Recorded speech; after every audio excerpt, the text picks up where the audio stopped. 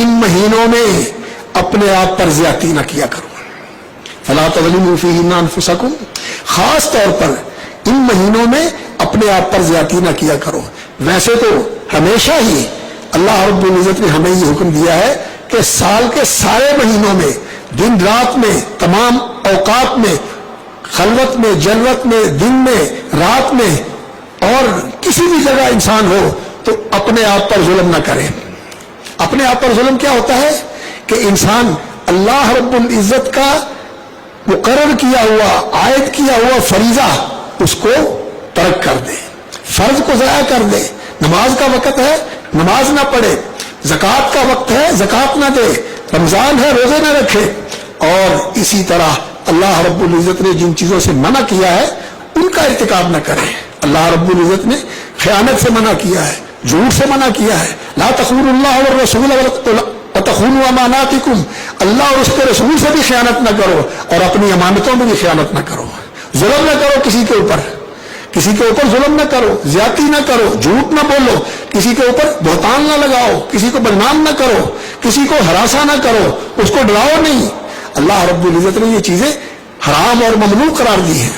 تو اس لیے ان چیزوں کو جن سے منع کیا ہے چھوڑنا اور جن چیزوں کو حکم دیا ہے ان کو پورا کرنا، یہ تو ہے دین کی پابندی اور استقامت اور راہ راست.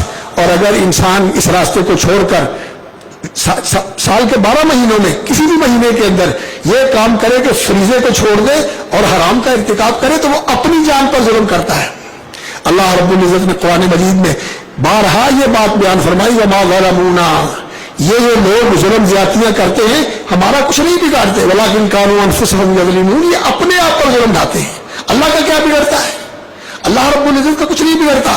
جیسا کہ بڑی عظیم حدیث ہے، قدسی حدیث ہے، اللہ نے فرمایا اللہ اکبر، لو ان اولکم وآخرکم وانسکم وجنکم، تمہارے پہلے، تمہارے پچھلے، تمہارے جن، تمہارے انسان، سب کے سب، اللہ اکبر، کانوا علی اتقى قلب رجل واحد منکم، یہ سارے کے سارے مل کے اگلے پچھلے جن انسان ایسے نیکوکار بن جائیں، ایسے فرما بردار بن جائیں، علی اتقى قلب رجل واحد منکم، جس طرح کے کوئی بہت ہی پرہیزگار اور تقوی شعار اور اللہ کا فرما بردار شکر گزار بندہ ہوتا ہے، یعنی جیسے نبی ہوتے ہیں، جیسے اللہ کے رسول ہوتے ہیں، سارے ایسے ہی بن جائیں.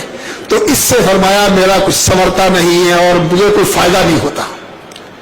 ما زاد ذلک فی ملکی شیئا، یہ میری بادشاہت میں اور میری کائنات کی جو سلطنت ہے اس میں ایک ذرے کا بھی اضافہ نہیں ہوتا. وَإِن كَانُوا وَلَوْ اجْتَمَعُوا عَلَىٰ أَفْجَرِ قَلْبِ رَجُلٍ وَاحِدٍ مِّنكُمْ، اور اگر یہ سارے پہلے پچھلے جن انسان اکٹھے ہو کر جو سب سے زیادہ نافرمان اور اللہ رب العزت کا ناسپاس، نہ شکرا، اور اللہ رب العزت کی بغاوت اور اللہ رب العزت کے حکموں سے سرکشی اور اللہ کی حدود کو پامال کرنے والا اور اللہ کے احکام کو ٹھکرانے والا، اللہ کے فرامین کو جھٹلانے والا، اگر سارے ایسے بن جائیں جو سب سے بڑا اللہ کے فرامین کا انکار کرنے والا اور اللہ رب العزت کی بغاوت کرنے والا وہ شیطان ہے، یعنی سارے شیطان سست بن جائیں، تو پھر اللہ رب العزت کا بگڑتا کچھ نہیں.